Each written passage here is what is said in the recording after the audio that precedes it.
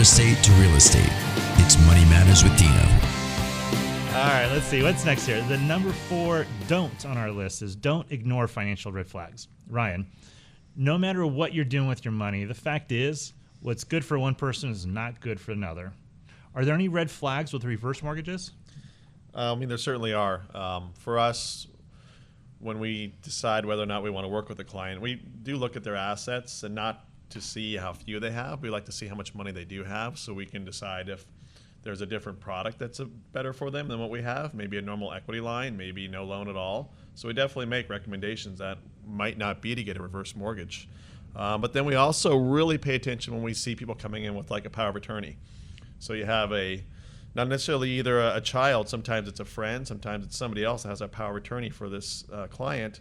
And we want to make sure that this client is actually doing the loan because they want to do the loan and not for some other reason that we don't know about. So power of attorneys always raise suspicions with us, and we check those out. Well, let me ask you this regarding power of attorneys. I know in forward mortgages, regular mortgages, we will take power of attorneys, but they have to be a specific power of attorney. And that's what the difference is for anybody listening is power of attorney.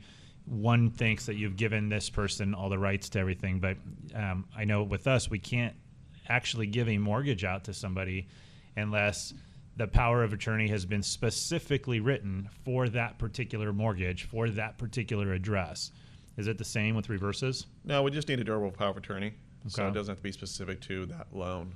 And then who's responsible for checking that out to make sure it's not fraudulent?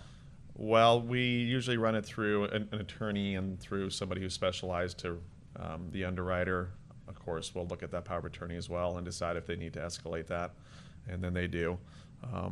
Moving on, though, after the power of attorney, we also pay more attention if we see that somebody wants to go on a loan and they're married and they don't want to bring their spouse on a loan. That's a big red flag for us because the way the reverse mortgage works is that as long as you are alive or the people that are alive on the loan, the husband and wife, you always get to live in the home without ever having to leave, as long as you, of course, make your tax insurance payment. But when you have just one spouse going on and that spouse passes, then the other spouse is put in a situation where they might have to sell that home or refinance it. So they don't just get to live there if they're not on the loan. So whenever somebody comes in and says, well, I just want to be in the loan and my wife doesn't, that's a big red flag, and we have to go through all kinds of procedures to make sure that